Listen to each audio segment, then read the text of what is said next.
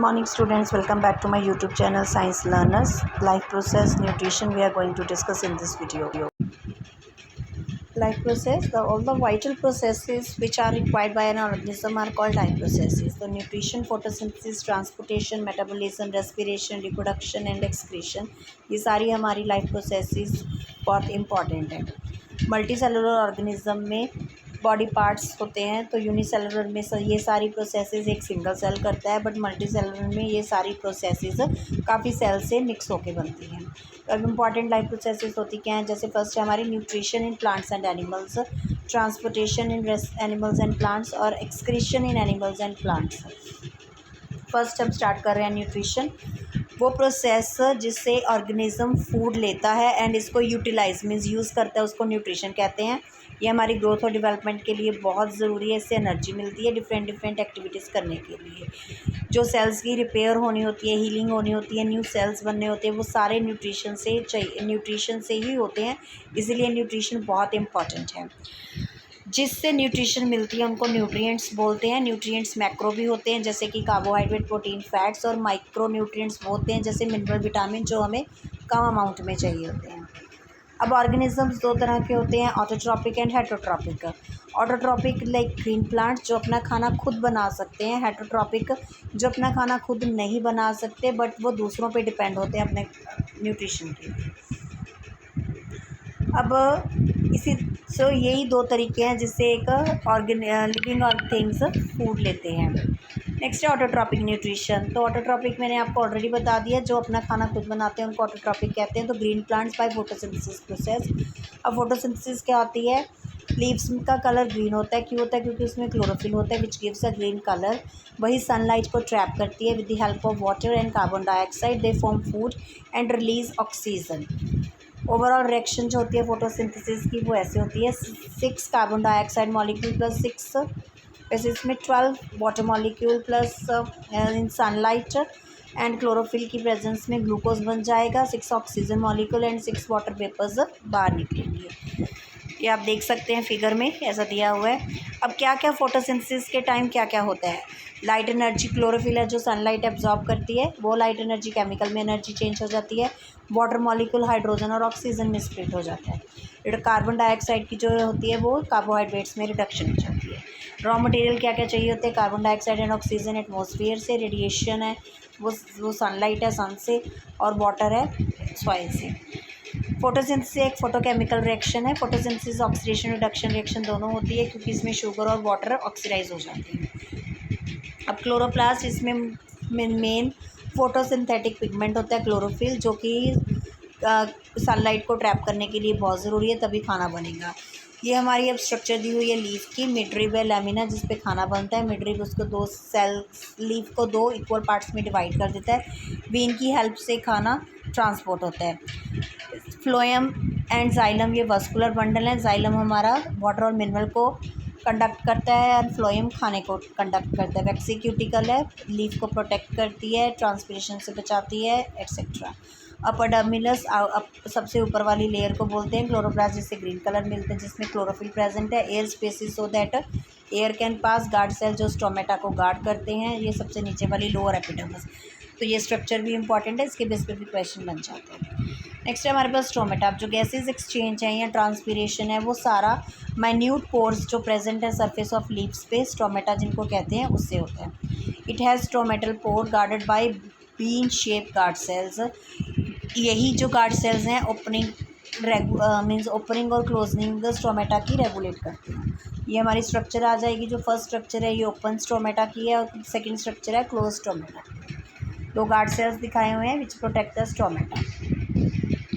Next है अब heterotrophic nutrition. अब हेटरोट्रॉपिक वो मोड है न्यूट्रिशन का जिनमें खाना ऑर्गेनिज्म खुद नहीं बनाते, दूसरों पे डिपेंड होते हैं। ये 3 तरह की होती है। होलोजोइक न्यूट्रिशन, होलोजोइक न्यूट्रिशन जिसमें ऑर्गेनिज्म पूरा खाना अंदर लेके जाता है, उसको ब्रेक करता है, यूज़ करता है।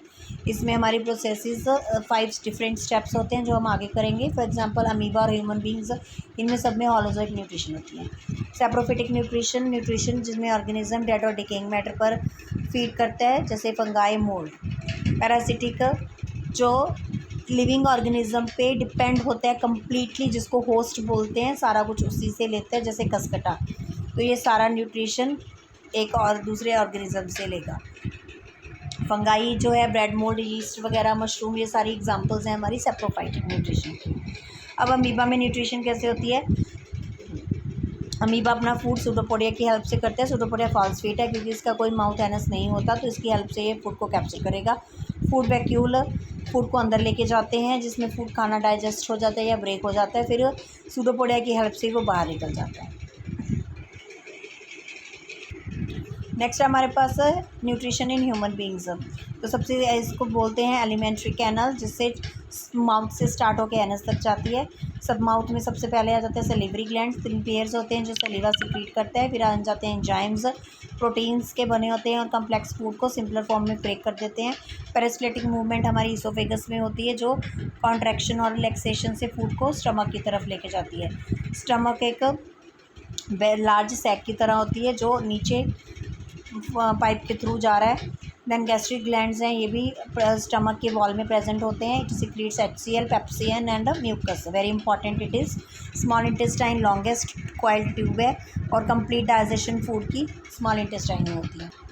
Villi small finger like projection है स्मॉल इंटेस्टाइन में, ये सरफेस एरिया इंक्रीज करेंगे, सबसे ज़्यादा फूड एब्जॉर्प्शन यहाँ पे होगी। लार्ज इंटेस्टाइन, स्मॉल इंटेस्टाइन आगे लार्ज इंटेस्टाइन में ओपन हो जाती हैं, जहाँ पे वाटर की एब्जॉर्प्शन हो जाती है। Now this we have the structure of the human digestive system.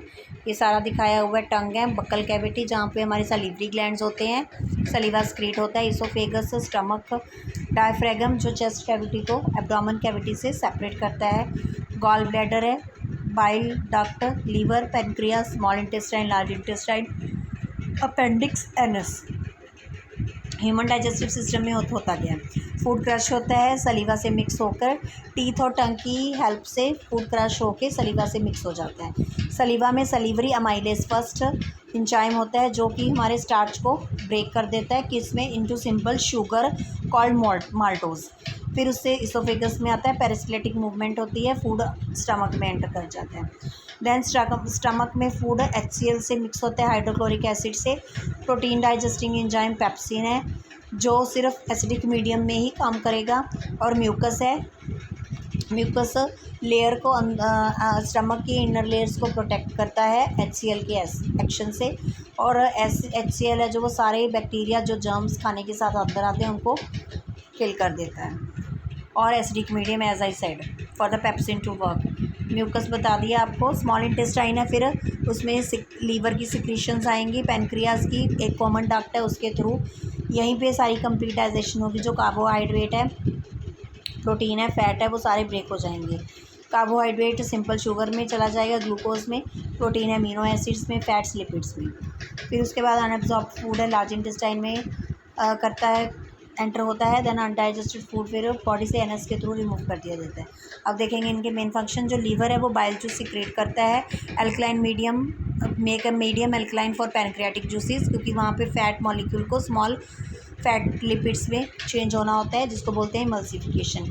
Pancreas pancreatic juice करते हैं, ट्राइप्सिन प्रोटीन को डाइजेस्ट करता है, और जो लाइपेस होता है वो लिपिड्स और फैट्स को डाइजेस्ट करता है। नेक्स्ट है wall of small intestine, intestinal juice करेगा, protein amino acid, carbohydrates to glucose, fat to fatty acid and glycerol. Next है हमारा डेंटल कैरीज। डेंटल कैरीज क्या है कि टीथ की हमारी हमको केयर करनी होती है। जब हम खाना खाते हैं तो बैक्टीरिया खाने की फूड बाइट्स रह जाती है, जिससे बैक्टीरिया प्रोड्यूस होते हैं, वो एसिड प्रोड्यूस करते हैं, जिससे टूथ डिके हो जाता है और प्लैक भी बन जाता है, इसीलिए हमारे टीथ येलो कलर के हो जाते हैं। So this was about complete nutrition.